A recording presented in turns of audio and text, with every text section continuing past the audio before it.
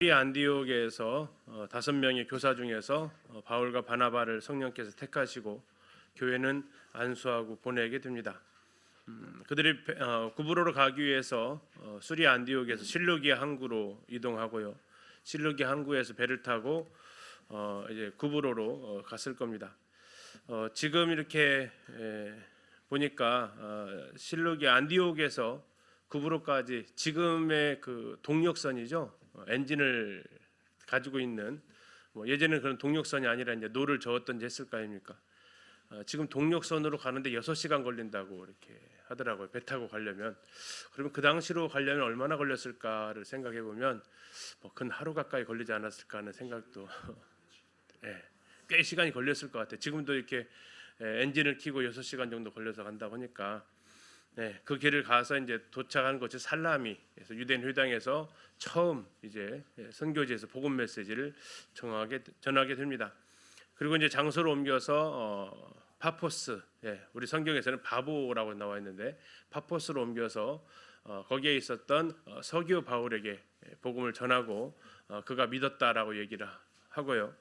그래서 비시대 안디옥에서 발견된 그 비문으로 봐서 그가 구브로에서의 전도 여행을 끝나고 돌아간 게 아니라 비시디 안디옥 밤빌리아와 갈라디아 땅으로 넘어가게 되는 배경이 서기오 바울의 요청이었던 것으로 이렇게 생각해 볼 수 있는 비문이 나오기도 했습니다.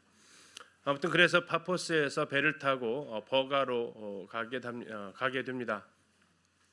버가로 가는데 그 배편으로 이제 이동을 해야만 했죠. 섬에서 대륙으로 가야 되니까.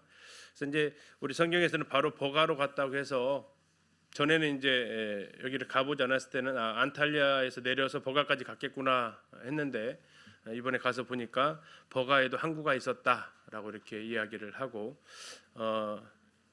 가 보니까 가서 이제 확인해 보니까 지금 거기 성지가 좋다 이강근 박사님이 지금 그 루트를 좀 다니고 있어요. 그래서 이제 페이스북에 올라온 것을 확인해 보니까 버가의 유항이 마기도스라는 항구가 있었더라고요. 지금 항구 구실을 하지 못하지만 마기도스라는 항구가 있어서 아마 파포스에서 배를 타고 마기도스 항구에 내려서 버가 시내로 들어갔을 겁니다.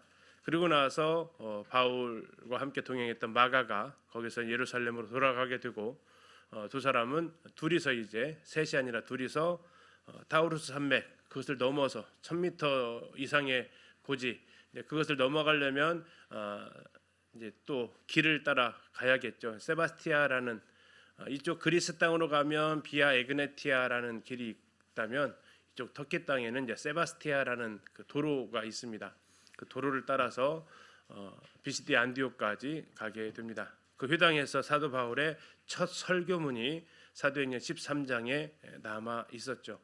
그리고 그 말씀을 들었던 사람들이 그 다음 안식일에 다시 요청을 하게 되고 그러면서 거기에 또 유대인들이 시기를 해서 바울과 바나바를 쫓아내게 되고 그래서 바울과 바나바는 다시 이동을 해서 이제 이고니온 현재 터키 지명 꼬냐라는 곳으로 이동을 하게 됩니다. 꼬냐에서 또 복음을 전하는데 사람들이 이제 돌로 치려고까지 하는 가운데에서 그들은 다시 이동을 하게 되고 그들이 이동했던 지역이 이제 루스드라. 요즘 이제 루스드라가 세계의 후보지가 있다고 했죠. 그 중에 하나가 이제 하툰사라이라고 하는데 현재 지명으로 그렇습니다. 그곳에 가서 또 복음을 전하게 되고 그곳에서 또 이제 오늘 옮겨가는 곳이 이제 더베까지 이르게 되는 그 과정이 전도 여행의 마지막 종착지가 이제 더베가 되겠습니다. 자 14장 이제 6절부터 보게 되면 그들이 루가오니아의 성 루스드라와 더베와 그 근방으로 가서 거기서 복음을 전했다 이렇게 나오고 있어서 루스드라와 더베가 이렇게 등장을 하고 있습니다. 그래서 지난 시간에 이제 루스드라가 어떤 곳인지를 잠시 영상을 통해서 사진 통해서 살펴봤고요. 이곳이 이제 뭐 길이 좋지 않아서도 그렇고 또 가서 특별히 볼 것이 없어서 성지답사의 코스에서 또 제외가 되는데 주님이 허락하시면 다음에 갈 때는 이제 이쪽 루스드라와 더베도 한번 코스를 넣어서 좀 살펴볼 계획 가운데 있기도 합니다. 아무튼 루스드라에 가서 이제 하나의 사건이 등장하게 되죠. 거기에 등장하는 한 병든 사람이 있었습니다. 그 병든 사람은 8절에 보니까 발을 쓰지 못하는 사람이라고 나와 있습니다. 그리고 그 상태는 다쳐서 그런 게 아니라 선천성이었다라고 나오죠. 나면서 걷지 못하게 되어서 걸어본 적이 없는 사람. 그의 인생에 한 번도 두 발로 이 땅에 디디고 서본 적이 없었던 사람입니다. 혹시 누가 사도행전에서 이런 사람이 기억납니까? 미문에 앉아 있었던 안진병이 있었죠. 그래서 이런 대조적인 사건을 통해서 사도 베드로와 사도 바울이 동일하게 이런 일들을 경험케 하시는 성령의 역사하심을 보게 됩니다. 이것은 더 나아가서 사도 바울이 계속해서 복음을 전할 때마다 시비거리가 됐던 것이 사도 바울의 사도성이었습니다. 그는 예수님의 제자가 아니었잖아요. 나중에 이제 고린도에 갔을 때 그것이 아주 극에 달하는데 갈라디아 지역도 마찬가지였습니다. 바울은 사도가 아니다라는 것이 나중에 갈라디아서 쓸 때 바울을 공격했던 1차 공격 대상이었습니다. 이제 갈라디아 1장에 등장을 하게 되죠. 이제 그런 배경들이 이제 나오는데 오히려 그런 배경이었기 때문에 성령께서는 누가를 통해서 그렇지 않다. 바울도 베드로와 동일한 이러한 하나님께서 역사하시는 것을 그 현장에서 경험하는데 이제 앞으로 계속해서 그렇습니다. 베드로가 했던 일들을 아주 비슷하게 행함으로써 베드로가 사도였던 것처럼 바울도 사도다라는 것을 더 부각시키려는 이러한 모습도 보여지고 있습니다. 아무튼 나면서 걷지 못했던 이 사람이 이제 9절 보시겠습니다. 14장 9절. 바울이 말하는 것을 듣게 됩니다. 바울이 주목하고 구원받을 만한 믿음이 그에게 있는 것을 봅니다.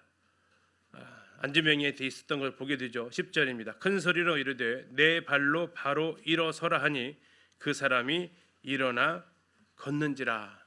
성전 미문에 앉아 있던 안진병이와 거의 비슷한 상황이죠. 단 말이 약간 좀 다르죠.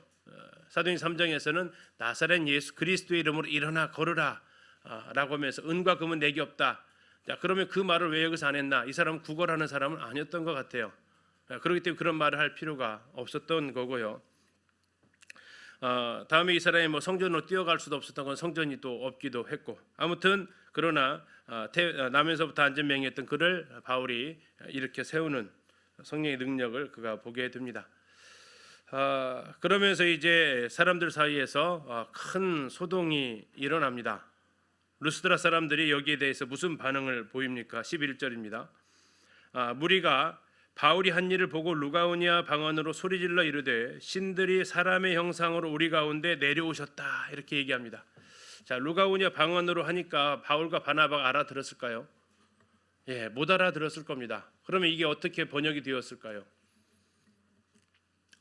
바울의 일행 중에 나중에 이 루스드라 사람이 한 명 있습니다.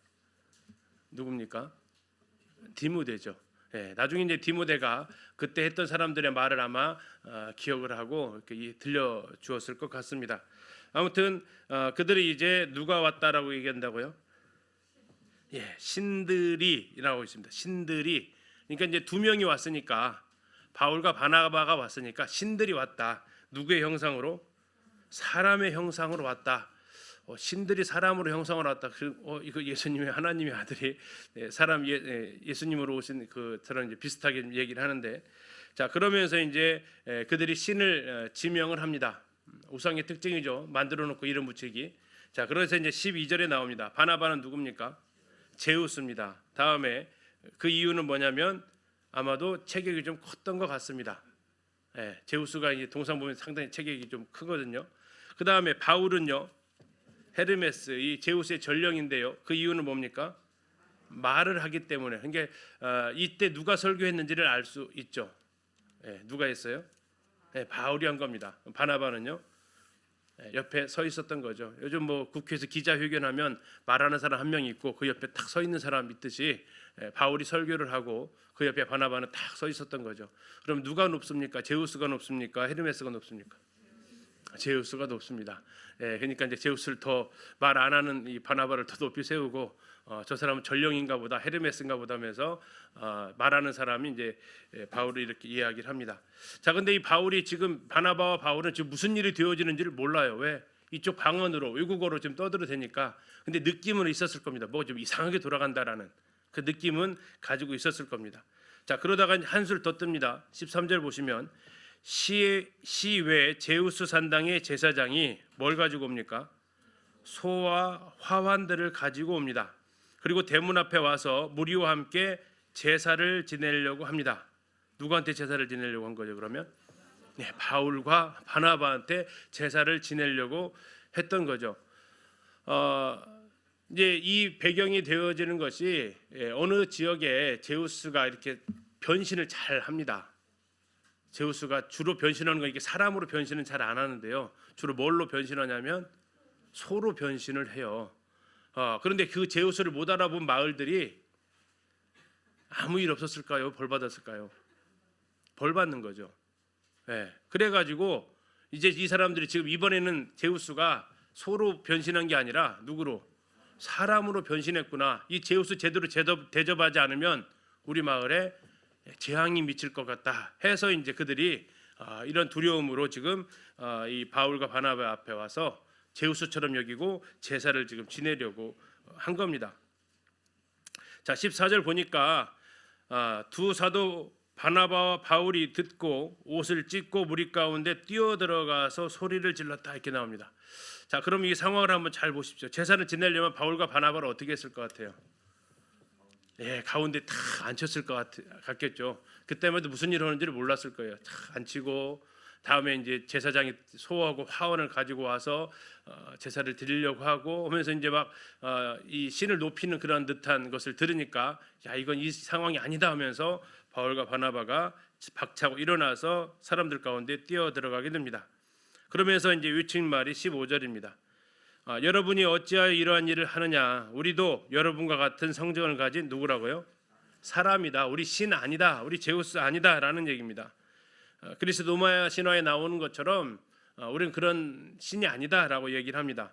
여러분에게 복음을 전하는 것은 이런 헛된 일을 벌이라고 한 건데, 그리고 천지와 바다와 그 가운데 만물을 지으시고 살아계신 하나님께로 돌아오게 회개하라고 한 건데 지금 너희들이 지금 이러한 일을 했다라는 겁니다. 하나님이 지나간 세대에는 모든 민족으로 자기들의 갈 길을 가게 방임하셨지만 이제는 그것을 하지 않으셨고 모든 민족을 향해서 하나님께서 이제 회개를 명하셨는데 이런 일을 하냐라고 지금 말리게 되죠. 18절 보니까 이렇게 말하여 겨우 무리를 말려서 자기들에게 제사를 못하게 합니다. 자, 여기까지 그럼 잘 된 것 같습니다. 그런데 마을 사람들의 태도가 180도 달라지게 됩니다. 자, 그들은 누구라고 인정했다고요? 제우스와 헤르메스 신으로 인정을 했습니다. 그런데 자기가 한석 부인하면서 자기는 누구라고 했어요? 사람이라고 합니다. 자, 그러면서 이제 그들의 경외심은요, 사라지게 되는 거죠. 신이 아니니까 더 이상 경외할 필요가 없는 거고요. 자, 19절 그때 무슨 일이 벌어지냐면 유대인들이 안디옥과 이고니온에서 왔습니다. 여기서 말하는 안디옥은 무슨 안디옥일까요? 그렇죠. 비시디아 안디옥입니다. 바울이 전도했던 곳. 비시디아 안디옥과 이고니온에서 왔습니다. 왜 왔어요? 바울을 쫓아왔던 거죠.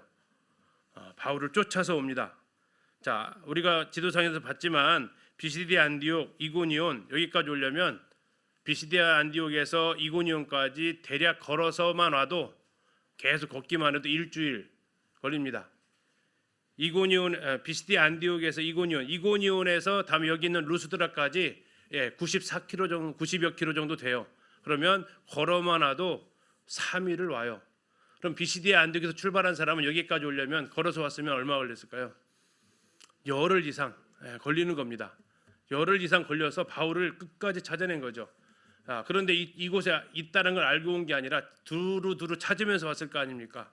그러면 그 시간은 더 늘어났을 거고요. 가는 곳마다 이 두 사람 행방을 물었겠죠. 아마도 물었을 겁니다. 대머리 벗어진 사람 혹시 여기 와서 말하고 다니지 않았냐 하면서 다 추적을 했을 겁니다. 그래서 여기까지 지금 온 거예요. 무리를 충동합니다. 그들이 둘로 바울을 쳐서, 자, 방금 전까지 뭐 했던 사람들입니까? 제사 지내려고 했던 사람들이에요. 근데 여기서 뭘 하겠다고요? 돌로 쳤다라는 겁니다. 자, 그럼 맞았어요, 안 맞았어요?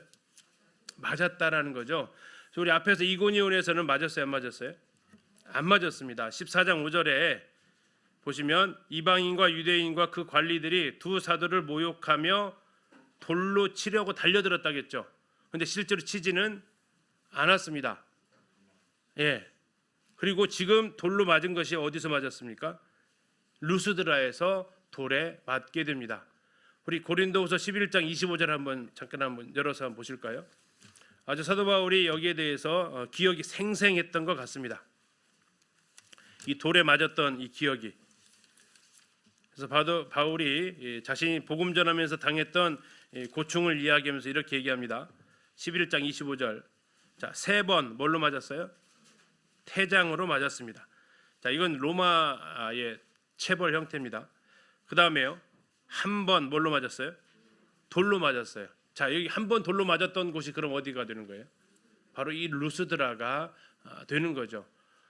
왜 루스드라에서는 왜 돌로 맞았을까요? 유대인들이 보통 벌을 하는 방법이 뭐예요? 돌로 치는 거예요. 그래서 스데반이 어떻게 죽었어요? 돌로 쳐서 죽임을 당하잖아요. 자, 지금 19절에 보니까 쫓아온 사람들이 누구라고 나와 있어요? 유대인들. 그러니까 유대인들의 처벌법으로 지금 뭐 한 겁니까? 돌로 지금 친 거죠. 물론 그들이 이제 채찍으로 때리는 게 있습니다. 40에서 하나 감한배로. 그런데 지금 그런 형벌이 아니라 돌로 치는 거. 그리고 딱 한 번 있었다라고 바울이 고백을 하는데 그 장소가 바로 루스드라였다라는 것을 알 수가 있죠. 어느 정도로 쳤습니까? 바울을 쳐서 죽은 줄을 알 정도로 쳤다라고 이야기합니다. 그럼 아마도 이제 맞고 기절했겠죠. 쓰러져서 더 이상 아무런 미동도 없었을 겁니다. 자, 이러면 또 어떤 장면이 떠올라요? 스데반이 돌에 맞아 죽는 모습이 떠오르죠. 그리고 사도 바울이 다메섹까지 공문 받아가지고 잡으러 가는 모습도 떠오르고요. 사도 바울이 그리스도인들을 잡으러 다메섹까지 쫓아갔던 것처럼 여기 있던 유대인들은 어디서부터 어디까지 쫓아왔어요? 비시디 안디옥부터 여기까지 걸어서 열흘 길을. 누구의 열정이 더 세요? 바울의 열정이 세요? 이 사람들의 열정이 더 세요? 아무튼 심은 대로 거두는 것 같습니다. 바울이 그랬던 것처럼 그러한 동일한 고통을 여기서 이제 그가 당하게 되죠. 그래가지고 죽은 것으로 알고 그를 시외로 끌어서 내치게 됩니다. 버려버린 거죠. 그리고 그런 일이 있었을 때 제자들, 바울의 말을 들었던 제자들이 바울이 가운데 있고 장면 한번 생각해 보세요. 바울이 쓰러져서 미동도 하지 않습니다. 온몸에서 뭐가 흘렀을까요? 피가 흘러내리고 있었을 겁니다. 옷은 아마 찢겨졌겠죠. 돌에 맞아서. 그리고 정말 싸늘한 죽음처럼 누워 있었을 겁니다. 전혀 미동하지 않습니다. 그걸 제자들이 지금 다 위에 서서 둘러서 가지고 바라보는 겁니다. 자, 그때 무슨 일이 벌어져요? 꿈틀꿈틀 하는 거죠. 꿈틀꿈틀. 자, 사람들이 무슨 얘기를 했을까요? 살았다. 이런 얘기들이 오고 갔을 겁니다. 살았다. 자, 그리고 바울은 어떻게 합니까? 일어납니다. 그리고 그 성에 들어갑니다. 무슨 성에 들어간 거예요? 무슨 성? 이 성은 이름은 무슨 성일까요? 방금 루스드라에서 돌 맞고 지금 이쪽 왔잖아요. 그런데 왜 다시 그 성에 들어갔을까 하는 거죠. 두 가지 생각을 해 봅니다. 하나는 지금 바나바는 이 자리에 없었던 것 같습니다. 그래서 아마 바나바랑 지금 만나서 다시 전도 여행을 해야 했기 때문에 다시 성에 들어갈 수 있었고요. 또 하나는 바울이 죽은 것이다 아니라 살아났다라는 것을 보여주기 위한, 첫째는 제자들한테 그 자리에 다 오지 못한 바울의 복음을 들었던 사람들한테 보여주기도 하고, 더 나아가서 어쩌면 그 대적들한테 보여주기 위한 목적도 있지 않았을까 싶기도 합니다. 아무튼 그 성에 들어가서 하룻밤을 보내게 됩니다. 무슨 말을 했을지, 어떠한 교제가 있었을지는 성경은 기록하고 있지 않고요. 이튿날 다음 날 바나바와 함께 어디로 갑니까? 더베로 가게 됩니다. 그리고 그 더베에 가서 다시 그 성에 21절입니다. 그 성에서 복음을 전하게 되고 많은 사람을 제자로 삼게 됩니다. 자, 이게 지금 루스드라에서 있었던 일인데요. 자, 거기에 있었던 제우스의 산당에 13절입니다. 시외에 제우스 산당의 제사장들이 가지고 왔던 것 소와 화환이 나와 있습니다. 이쪽 지역 갈라디아 지역에 가면 흔하게 보는 돌 모양이 이겁니다. 이게 정말 많아요.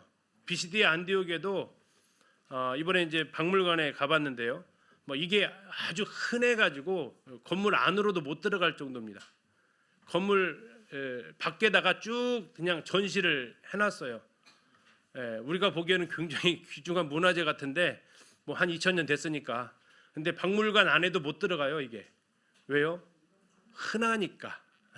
하나 두 개밖에 없으면 박물관에서 귀중하게 보관할 텐데 너무나도 흔해요. 유적지 가도 널려 있어요.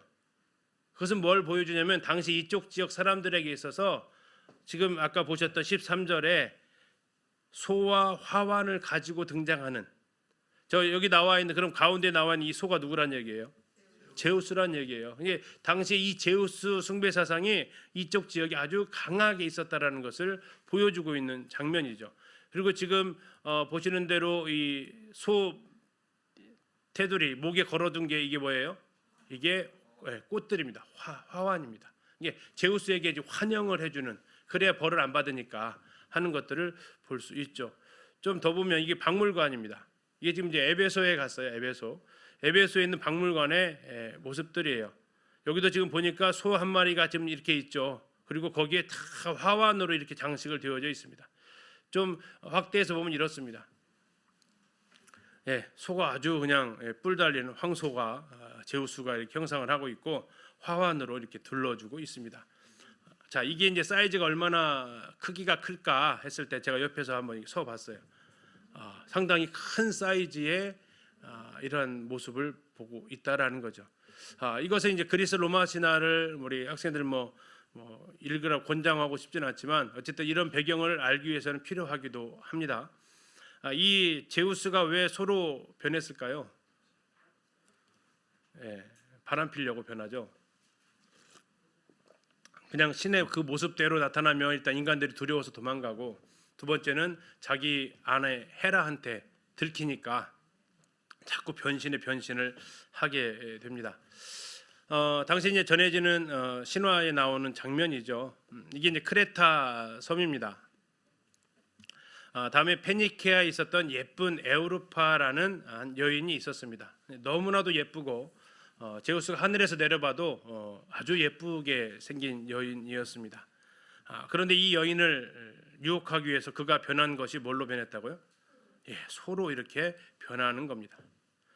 소로 변해서 보이세요? 밑에 소? 이게 지금 이제 유혹을 하는 거죠. 자, 그러면서 이제 소가 탁 엎드리는 겁니다. 지금 다리 왜 엎드렸을까요? 태우려고 이렇게 엎드리는 겁니다. 태우고 그랬더니 에우로파가 탑니다. 그럼 어떻게 했을까? 제우스가 아주 그냥 재빠르게 태웁니다. 누구를? 에우로파를 소 등에다 태우고 손대 날아가요. 어디로 날아가요? 아까 보셨던 이쪽 그레데 섬으로 날아갑니다. 크레타 섬으로 이 에우로파를 태우고 날아가요. 그래서 이제 이 장면을 이렇게 여러 그림들이 많이 있다란 얘기예요. 그리고 이것이 어디도 나와 있냐면요, 유로화에도 나와 있어요. 이 유럽은 동일한 화폐를 쓰죠. 그런데 이제 앞면은 거의 같고요, 뒷면은 앞뒷면은 그 나라의 특징을 발행해서 이 무늬를 만드는데 이게 지금 그리스 화폐입니다. 그리스 화폐에는 이 유로에 이렇게 소를 탄 여인, 이 여인이 누구라고요? 에우로파. 근데 이게 왜 중요하냐면 유럽이 이 에우로파에서 나왔기 때문에 그렇습니다. 왜 유럽이라고 부른다고요? 에우로파가 건너간 곳이라고 해서 유럽이라고 부른다고요. 그래서 지명하고 신화랑 엮여져 있어서 이걸 뭐 신화를 알아야만 지명을 또 이해할 수가 있다라는 거죠. 그리고 지폐에도 이 여인이 등장합니다. 이렇게요. 지폐 홀로그램에 에우로파가 이렇게 되어져 있어요. 그때 제우스가 반할 정도인가요?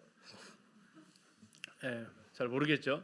아무튼 이렇게 유럽에 있어서 이 에우로파와 제우스의 이 신화는 신화가 아닌 역사처럼 등장하는 거고요. 그 유럽 연합의 앞에는 이러한 상징물도 조형물도 등장하고 있습니다. 자, 보시면 밑에 있는 동물이 뭐예요? 소. 그리고 위에 탄 게 에우로파, 유럽.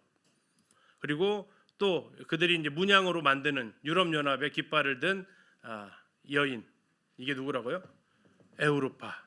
그리고 밑에 있는 소는 제우스. 이런 식으로 아주 이것은 뭐 신화처럼 신화인데 그들에게 있어도 신화가 아니라 거의 역사처럼 그들의 조형물 또 화폐 또 그들을 알리는 그 그림 이런 곳에 전부 다 심어 놓아져 있었다라는 겁니다. 이러면서 지금 이제 이 우리가 방금 보셨던 루스드라에 왜 제사장들이 저렇게 하느냐 하는 것들을 이해할 수 있었던 거죠. 저렇게 경배하지 않으면 뭐 하니까요? 해코지하니까. 누가요? 제우스가 해코지하니까 그렇게 지금 그들은 경배까지 하고 있었던 것을 이렇게 볼 수 있습니다. 자, 이런 모습들이 지금 이제 이걸 바탕으로 인해서 유럽 연합이 어쨌든 또 이것을 자기들의 상징으로 사용하고 있기도 하죠. 그래서 이제 14장 13절 나와 있었던 소와 화환 이것이 갑자기 드러난 게 아니라 이쪽 지역에 아주 만연해 있는 제우스 숭배의 상징물처럼 되어져 있다라는 겁니다. 자, 그리고 이제 이 루스드라에서 이 일을 끝나고 그들이 간 곳이 바로 어디입니까? 더베로 갔다라고 합니다. 더베입니다. 더베. 이제 요즘 더베는 이제 케르티 휴룩이라고 현재 지명은 사용하고 있습니다. 그리스 땅하고 튀르키예 땅을 이렇게 다녀볼 때 차이점이 있다면 그리스는 어쨌든 기독교 국가이기는 합니다. 왜냐하면 이제 정교회라는 것이 기독교의 큰 테두리 안에 있으니까요. 그래서 그들은 자신들의 지명을 성경에 나와 있는 그대로 씁니다. 빌립보, 데살로니가, 아텐, 아덴, 고린도, 베레아 다 똑같이 써요. 사도행전 지명 그대로 써요. 근데 터키는 무슨 국가예요? 이슬람 국가예요. 성경에 나와 있는 지명을 안 써요. 다 바꿨어요. 어떻게 해요? 그 이슬람식으로 도시 이름으로 다 바꿨습니다. 그래서 아까 했던 비시디 안디옥, 얄바츠, 이고니온, 꼬냐, 루스드라 갑자기 이름 생각이 안 나요. 이름을 자꾸 바꿔가지고 다음에 여기 더베, 케르티 휴룩 이렇게 루스드라는 하툰사라이네요. 자, 이렇게 지명을 바꾸니까 지명 찾아가려면 더베 가고 싶다고 더베 치면 안 나와요. 그래서 어떻게 쳐야 되냐면 저렇게 영어로 지명을 쳐야 내가 가고 싶은 지형이 이렇게 등장을 하죠. 그래도 양심은 있는지 순례객들을 위해서 이름을 이렇게 써놓기는 했습니다. 더베. 근데 이렇게 써놨는데 발굴은 전혀 하지 않았습니다. 가서 이거 보고 오는 거예요. 근데 골로새도 이렇게 생겼어요. 그러니까 이제 골로새 한번 가자고 하면은 길도 안 좋고 하니까 가이드들이 현지 운전수들이 한마디 하죠. 볼 것도 없는 데 간다고. 귀찮게 한다고. 근데 자기들이 볼 곳이 없는 곳이지 성경은 분명히 이곳을 얘기를 하고 있으니까 우리는 가려고 하고. 근데 이제 땅이 포장이 제대로도 안 돼 있습니다. 그래서 비 오면 또 못 간다고 차 다 버린다고. 빗길에 관광객들 내려갔다가 버스 타면은 차 안이 엉망이 되잖아요. 안 가려고 그렇게 합니다. 아무튼 그래서 이제 거의 잘 안 가죠. 그래서 이제 이런 마을 사람들이 그냥 다니는 길에 이렇게 동산 하나 이렇게 좀 이제 우기철에 가면 이렇게 뭐라 그럴까요? 그냥 저희들 표현하기를 경주에 있는 한 무덤 같다 이렇게 표현하기도 하는데, 자, 이곳 더베를 가서 한번 갔던 우리 승용차는 얼마든지 갈 수 있으셔서 이강근 박사가 또 갔다 오셨는데 한번 살펴보겠습니다. 소리 한번 켜주세요.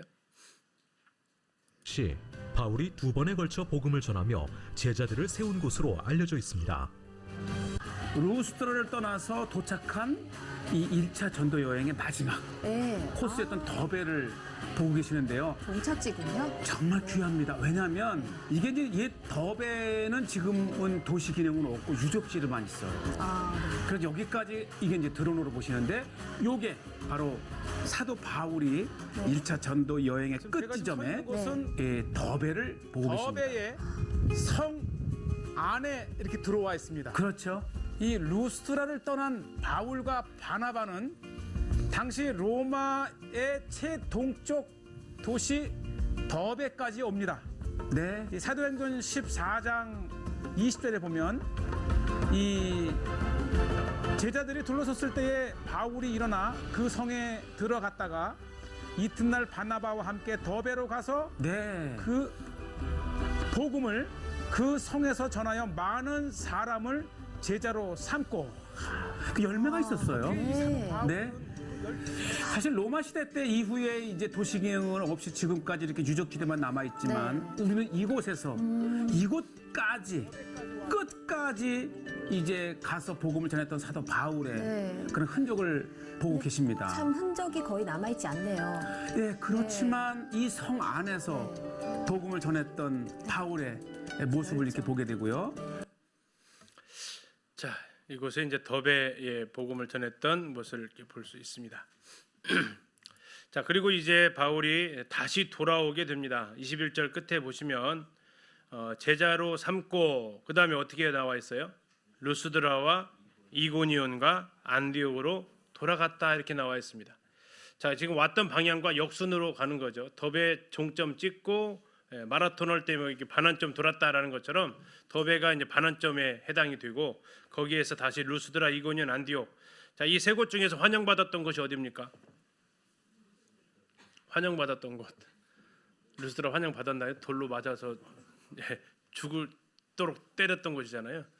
이고니온은 돌로 쳐서 급히 도망갔던 곳이고 비시디 안디옥들도 협박해가지고 도망갔던 곳이고 초기에는 모를 때는 환영하는 것 같았지만 어느 순간 유대인들이 핍박했던 장소인데요. 그곳으로 다시 돌아간다라는 것 정말 쉽지 않습니다. 그리고 뭐 이 옆집 가는 거 아니고 아까 했던 그 길 다시 그대로 가는 거예요. 또 며칠씩 걸어서 가고 며칠씩 걸어서 가는데 그곳에서 나를 기다리고 있다는 사람이 나를 보고 싶어하는 사람이 있다면 그래도 갈만하죠. 보고 싶은 마음에. 근데 그곳에서 나를 또 만나면 죽일지도 모르는 이런 상황이 있다라면 그곳에 가는 것이 상당히 꺼려하게 됩니다. 더 나아가서 더베에서 고개 하나 넘으면 자기 고향입니다. 지리적으로 다소. 그런데 그 고향으로 넘어가지 않고 그 고향 넘어가면 다시 수리 안디옥으로 육로로도 갈 수 있었던 길인데도 불구하고 바울과 바나바는 다시 돌아가는 것으로 결정을 합니다. 자, 그 돌아갔던 이유가 22절에 등장을 합니다. 첫 번째 왜 돌아갑니까? 제자들의 마음을 굳게 하기 위해서 돌아갑니다. 지금 쭉 오면서 제대로 단도리를 하지 못하고 온 거죠. 그들의 눈에는 어쩌면 쫓겨가는 사람처럼 보였을지 모릅니다. 그래서 앞에서 루스드라에서 왜 그 돌에 맞은 몸으로 또 해코지 당할 수 있음에도 불구하고 다시 성에 들어갔나도 우리가 추측해 볼 수 있었는데 그들에게 있어서 이러한 모습만 보여주고 나온다라는 것은 그들의 믿음을 흔들리게 할 수 있는 요건이 되죠. 자, 그래서 그들을 다시 믿음을 굳게 잡아주기 위해서 가는 겁니다. 무슨 말로 그들에게 이야기를 합니까? 너희들은 이런 거 안 당할 거야. 걱정 마. 이렇게 얘기하지 않습니다. 그게 했던 말은 뭡니까? 우리가 하나님 나라에 들어가려면 뭐를 해야 된다고요? 많은 환난을 겪어야 한다. 이게 지금 신앙이 오래 성숙된 사람들이 아닙니다. 정말 흔히 말하는 초신자들이죠. 그리고 이 바울이 했던 이 말을 그들은 어쩌면 바울을 당하는 그 모습을 봤던 사람이에요. 많은 환난을 겪어야 한다라는 그 말이 어쩌면 바울이 편안하게 살고 했던 사람이라면 상상이 안 갔겠지만 바울이 당하는 환난을 봤기 때문에 그들의 눈에 있어서는 우리도 그럼 저 신세가 될 수 있겠구나 하는 것들을 지금 감내해야 된다라는 겁니다. 하나님의 나라에 들어가려면 환난을 겪어야 하나님 나라에 들어간다라는 의미는 아닙니다. 하나님 나라에 들어가기까지 많은 어려움들이 너희들에게 있을 것이다. 신앙을 선택했을 때, 믿음을 선택했을 때 고속도로가 아니다. 좁은 문이다라는 거죠. 이게 예수님께서 가르치셨던 거고요. 나중에 사도 바울은 로마서 8장에서 이렇게 얘기합니다.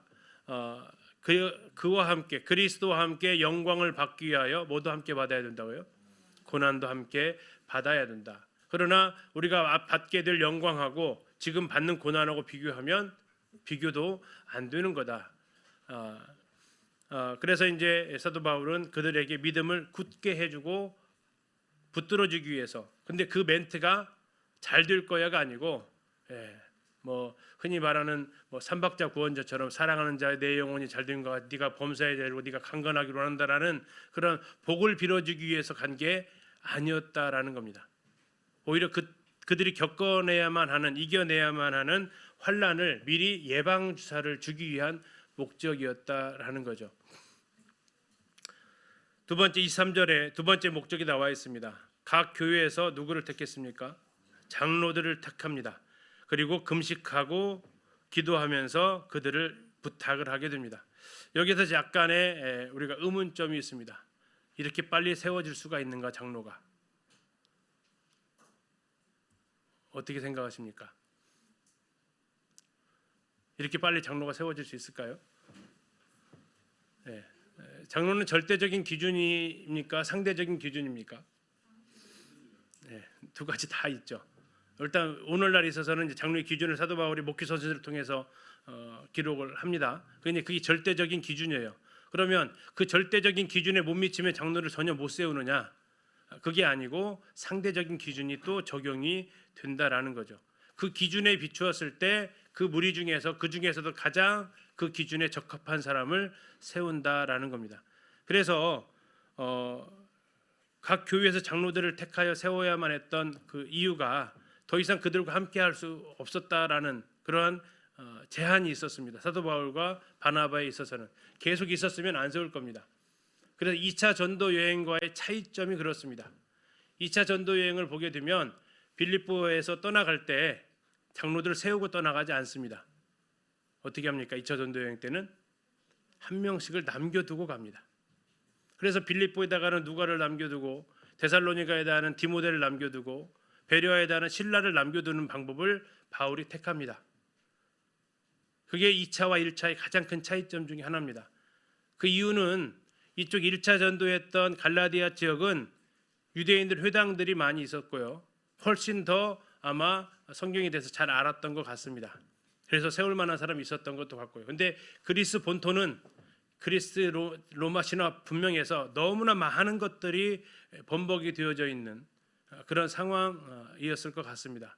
그래서 아마도 세우기가 어려웠다라고 볼 수 있고요. 좀 더 나가서 한 가지 더 생각해 볼 수 있는 것은 1차 전도 여행에서 이렇게 장로를 세웠는데 그러면 그 이후에 이 장로들이 이 사역들을 잘 감당했느냐 하는 생각도 해봐야 됩니다. 바울이 돌아오게 되죠. 수리안드로 도착을 하게 됩니다. 그런데 머지않아서 들리는 소식이 있습니다. 무슨 소식이 들립니까? 그들이 믿음이 흔들리고 있었다라는 얘기입니다. 무엇으로? 할례를 받아야만 구원받는다라는 이야기를 사람들이 듣고 왔는데 여기에서 장로들이 거기에 대해서 제대로 대처를 못 해버립니다. 그러면서 그들이 혼란에 빠지게 되죠. 그러면서 사도 바울이 이제 15장에 등장하는 예루살렘 종교 회의까지 참석해서 확정된 편지를 전달해야 되는 그런 상황 가운데 뭐 그런 것은 어쩌면 예견되었을 수도 있습니다. 지금 누가 누구를 돌보는 형편입니까? 5살짜리 형이 3살짜리 동생을 돌봐야 되는 그런 형편이에요. 그래도 네가 5살이니까 그래도 너는 그래도 할 수 있으니까 동생 어쨌든 돌봐라 하고 좀 떠나가야 되는 그런 형편이라는 얘기죠. 장성한 어른이 아니었고 그런 가운데서 이러한 잘못된 교리가 왔을 때 장로들이었지만 그것을 분별해낼 수 있는 힘은 없었고 그래서 그들에게 다른 복음이 전해졌을 때 갈라디아서를 우리가 이제 보게 되면 너희들이 참 잘도 용납했다라는 이런 탄식을 하게 되는 어쩌면 그래서 사도 바울이 2차 전도 여행 때는 교회에 대한 대책을 다른 것으로 전환시켰다라고도 할 수 있습니다. 2차에 각 교회를 떠날 때마다 장로들을 세우지 않고 어떻게 했다고요? 동역자들 하나씩 떨어뜨려 둔 이유가 뭘까를 생각해 보면 일꾼은 또 그렇게 쉽게 세워지지는 않는다라는 거죠. 그래서 그 동역자들을 통해서 바울은 떠나지만 그들을 통해서 교회를 더 세워가기 위해서 어쩌면 1차에 했던 그것들이 바울에게는 하나의 좋은 교훈이 되었을지도 모르겠습니다. 1차 때는 각 교회들에서 장로들을 택해서 그들을 주께 부탁하고 이렇게 갔지만 이것이 좋은 효과를 거두지 못하자 바울이 2차 전도여행 때는 방법을 좀 바꾸는 것도 우리가 같이 생각해 볼 수 있겠습니다. 아무튼 큰 두 가지 목적이었습니다. 유턴했던 것은 하나는 성도들의 믿음을 굳게 해줘야겠다. 흔들릴 수 있었기 때문에. 그래서 이것은 효과를 좀 본 것 같아요. 그런데 두 번째 장로들을 세워서 그들을 주께 부탁했지만 나중에 결과론적으로 봤을 때 잘못된 복음이 전해졌을 때도 불구하고 장로들이 그것을 제대로 교회를 보호해주지 못하는 이러한 결과를 또 갈라디아를 통해서 볼 수 있죠. 자, 뭐 이것은 뭐 그들을 탓할 수 있는 것만은 아닙니다. 그러나 어떤 최대한 그래도 그러면 아무것도 안 하고 와야 되냐? 그렇지는 않았던 것 같습니다. 그가 이 상황 가운데서 할 수 있는 최선의 선택이었죠. 왜요? 둘밖에 안 갔잖아요. 누구를 떨어뜨리겠어요? 바나바 떨어뜨리면 더베에다 떨어뜨리면 루스드라는요. 떨어뜨려줄 사람 자체가 어쩜 없잖아요. 그래서 할 수 있는 최선의 방법이 이 방법이었지 않았나 하는 것들을 생각해 볼 수 있다는 얘기입니다. 자, 그러면서 24절입니다. 비시디아 가운데로 지나서 밤빌리아에 이르렀다라는 것은 비시디아에서 밤빌리아로 관통해서 넘어오게 됩니다. 그럼 넘어오려면 또 뭐를 넘어야 돼요? 타우루스 산맥을 또 넘어서 와야 됐던 거죠. 아까 왔던 그 길로 가는 겁니다. 자, 그래서 25절 말씀은 어디에서 전했다고요? 버가에서 전합니다. 자, 여기는 지금 앞에서 봤던 대로 그가 복음을 전했던 곳에는 장로들을 세웠지만 이 버가에서는 장로들을 세우지를 못하죠. 왜요? 복음 자체를 출발할 때 전하지 못하고 갔던 곳입니다. 마가가 떠났던 장소이고 바울이 아마도 아팠던 장소로 보여지고, 자, 그런 가운데서 복음을 못 전했는데 우리가 지난 시간에 봤습니다. 이 버가가 상당히 컸던 도시였다. 인구 10만 이상의 인구가 살고 있었던 도시였기 때문에 뭐 2000년 전에 인구 10만의 도시라면 어마어마한 거죠. 지금도 뭐 전라북도에서 인구 10만 넘는 데가 별로 없잖아요. 이 정도로 상당히 큰 도시였기 때문에 지나칠 수 없었다라는 것을 볼 수 있습니다.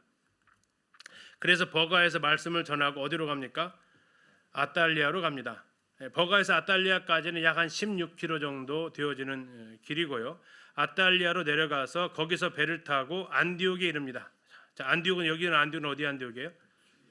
수리아 안디옥입니다. 이게 성경을 그래서 이제 처음 보시는 분들은 뭐요? 안디옥에서 돌아갔다가 다시 안디옥에 또 가고 지금 어떻게 간 건지를 모르겠다.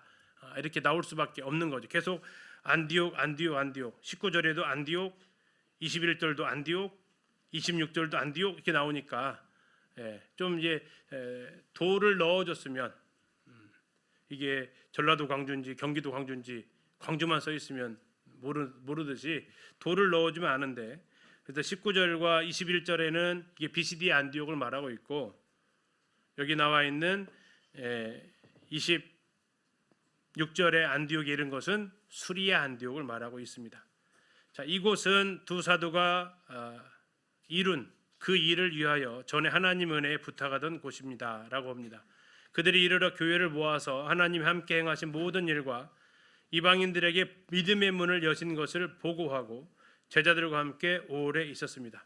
자, 여기서 특이한 점은 뭐냐면 누구한테 믿음의 문을 여셨다고요?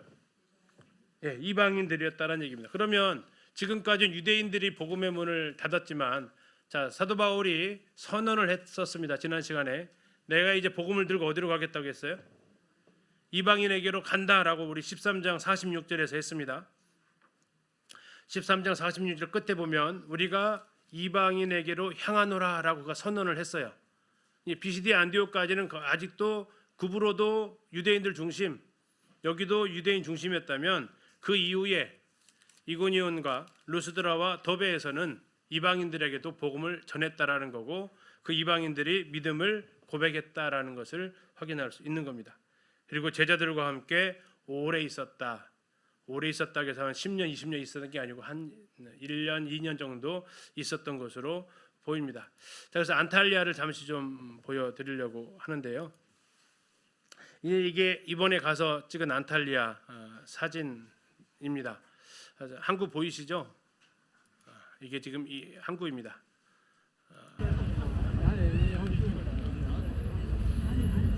이리로 가면 이제 그 바다로 이제 나가는 겁니다.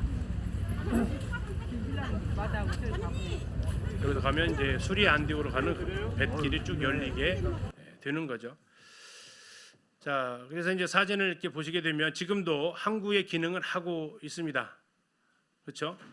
항구가 지금 이렇게 있어요. 그래서 이제 거기에 있는 터키 가이드, 로컬 가이드라고 하는데 그 사람한테 물었습니다. 그러면 이게 성경에 나와 있는 아탈리아 그 항구가 맞냐라고 했을 때 뭐 터키 가이드가 주저함 없이 그 터 위에 계속해서 이곳이 항구 역할을 해왔던 곳이다라고 뭐 그런 걸 묻냐라는 듯한 이야기 답변을 하더라고요. 뭐 당연한 것 아니냐라고 이렇게 해서 사도 바울도 이 항구에서 갔다라는 거죠. 자, 이 항구에 이 정도 이 뷰가 보이면 뭐가 한 잔 드시고 싶어요? 커피 한 잔 드시고 싶죠. 이렇게 거기에서 이제 딱 바다가 바라보이는 이런 뷰에서 그릭 커피라고 이렇게 커피가 이렇게 있습니다. 잔이 어떻게 보이세요? 커 보이세요? 에스프레소 잔은 아닙니다. 이게 그릭 커피 잔인데요. 저는 손가락이 안 들어갑니다. 그래서 손가락 넣어서 잡는 게 이렇게 잡아야만 되는 잔이에요. 그리고 이제 그릭 커피를 넣어서 주면 커피가 나오시면 제일 먼저 뭐 하셔야 돼요? 잘 저으셔야 되죠. 잘 저은 다음에 어떻게 하세요? 마시잖아요. 한국 사람 성질 급하잖아요. 잘 적고 이제 마시는데 처음 가서 마셨을 때 아주 황당했습니다. 딱 마셨는데 입안 가득 모래가 씹혔습니다. 이게 커피도 녹는 커피 알이 있고요. 원두 커피처럼 물을 부어도 안 녹는 게 있잖아요. 여기 그릭 커피는 안 녹는 커피 가루입니다. 저어놨으니 그 가루가 어땠을까요? 아주 잘 퍼져 있었습니다. 그래서 딱 먹었더니 그 가루가 입안 가득 들어오더라고요. 그래서 왜 이러냐고 했더니 그때 갔던 사장님이 기다리셔야 된다고. 기다리면 가루가 가라앉는다고. 가라앉은 다음에 그 위에 있는 물만 마시면 된다고 말을 해주지. 주인은 물어보지. 그래서 이제 이게 좀 독특하구나 하는 것을 이제 경험할 수 있는, 혹시 터키나 그리스 가서 그릭 커피를 주문하시면 젓고 바로 드시지 마십시오. 입안 가득 좀 이상하게 모래가 씹히는 경험을 할 수 있습니다. 아무튼 사도 바울이 이제 그 버가에서 배를 타고 수리 안디오까지 가려면 이곳 아탈리아까지 왔다라는 겁니다. 그러면 이제 우리는 여기서 한 가지 의문을 하게 됩니다. 버가도 항구가 있었지 않았냐라는 거죠. 마기도스. 왜 거기서 배 타면 됐을 텐데 가서 보니까 뭐 전도로 가려고도 안 한 것 같은데. 자, 그 이유는 아마도 아탈리아 항구가 훨씬 컸습니다. 그래서 아마도 추측하기는 이 버가에 딸려 있었던 마기도스 항구는 좀 작은 항구에서 비행기로 말하면 국내선이 왔다 갔다 할 정도의 규모. 근데 여기에 있었던 아탈리아 항구는 꽤 큰 항구여서 수리아 안디오까지 가려면 비행기로 말하면 국제선이 다닐 수 있는, 그렇죠? 이해 가시죠? 그래서 아탈리아가 지금 이제 목적지가 구브로가 가는 목적지가 아니고 수리아 안디오로 가는 목적지였기 때문에 버가에 딸려 있는 마기도스 항구가 아니라 이쪽 더 내려가서 16km 정도 더 걸어가서 아탈리아까지 가서 거기에서 배를 타고 수리아 안디오까지 갔던 것으로 보여지는 거죠. 여기는 현재 터키에서의 제일 가는 휴양지 중에 하나입니다. 한국 사람들이 은퇴를 하시고 노후를 어디서 보낼까 고민을 하시는 동남아가 있고요. 이쪽 터키에서도 많이 가는 곳이 이쪽 안탈리아입니다. 저희가 갔는데 온도가 보통 한 15도에서 20도 정도 됩니다. 겨울이었는데 상당히 온화한 기후죠. 저희가 갔을 때 지금 축구하는 대표팀 말고 올림픽 대표팀이 있어요. 그 올림픽 대표팀이 1월 15일 날 이곳에 전지 훈련을 하러 왔습니다. 물론 만나지는 못했는데 그 정도로 따뜻한 기후. 그래서 노년에 이제 그 나이가 드시면 이렇게 뭐 기침이라든지 추위라든지 이런 걸 타시는 분들이 따뜻한 곳으로 오셔서 생활하시는 물가는 한국의 한 반절 정도 됩니다. 예, 싸죠. 예, 갑자기 확 땡기세요. 예, 그 기준을 뭐냐 이제 흔히 말하는 그 프랜차이즈 그 음식의 그 가격 여기서 이제 흔히 한 3,000원 정도 주면 우리가 뭐 제일 유명한 카페 있죠. 별다방이라고 하는 그 카페에서 그 먹을 수 있는 것을 반절이면 여기에서 이렇게 먹을 수 있는 것을 해서 물가가 약 한 반절 정도 된다. 그러니까 연금 타고 생활하기에는 괜찮다 해서 인기가 많은 지역 중에 한 군데인데요. 지금 휴양지입니다. 근데 이제 뭐 저희는 답사를 하기 때문에 그 휴양지를 다 볼 수는 없었고, 자 여기서 보면 아까 차 마셨던 곳이 보이는데요. 어디냐면 여기입니다. 여기, 여기는 반대쪽이고요. 아까 자매님들 차 마셨던 곳 있죠? 거기가 이렇게 지금 이 카페가 이렇게 쭉 늘어서 있습니다. 여기가 지금 엘리베이터고요. 여기서 밑에서부터 이제 또 걸어 올라가기 힘드니까 엘리베이터 타고 쭉 올라가면 내리자마자 바로 카페가 식당이 쭉 있어서 바닷가 뷰를 보면서 마시라고 하는 것이고요. 이제 영상을 볼 텐데 이 이강근 박사가 제가 가서 봤더니 영상을 아까 있던 이 차 마시는 곳에서 찍으셨어요. 한번 영상 보고 잠시 쉬도록 하겠습니다. 사진도 보이시죠? 이게 바로 아까 자매님들 네 분이서 이제 여기서 차 마셨던 곳 여기입니다. 영상 보시고 잠깐 쉬도록 하겠습니다. 이 아탈리아는 아침에 해가 뜨고 질 때에 이 직강을 통해서 언제든지 해가 들어오는 최고의 그러한 그 항구의 모습을 가지고 있는 다 보시죠. 네. 보는 것만으로도 아침을 맞이하며 네. 또 저녁에 이제 야경을 즐기면서 차를 마실 수 있는 곳인데 1차 전도 여행 시에 구브로 섬에서 배를 타고 밤빌리아의 버가로 가기 위해 도착한 항구입니다. 네. 1차 전도 여행을 마친 바울은 다시 이 신라와 함께 이곳 아탈리아 항구를 통해서 안디옥으로 돌아갑니다. 그러고 보면 이 아탈리아는 사도 바울의 소아시아 선교의 관문인 셈이죠. 그러네요. 그래서 가볼만 해요. 네. 이 1차 전도 여행의 시작과 마무리였는데 혹시 방금 나왔던 내용 중에서 틀린 거 찾아내셨습니까? 네, 신라가 아니었죠. 바나바였죠. 또 하나는요. 자 버가에서 바보에서 버가로 가기 위해서 들렸던 곳, 그건 아니었다라는 겁니다. 이제 우리 박사님도 이건 꽤 전에 찍으셨던 영상이고 그래서 이제 그때만 해도 저도 그래서 이제 아탈리아 거쳐서 버가로 들어갔다라고 했는데 이번에 이제 이강근 박사님도 가서 이제 더 다니시면서 버가에 항구가 있었다. 그게 마기도스 항구였다라는 것을 이렇게 올리셨더라고요.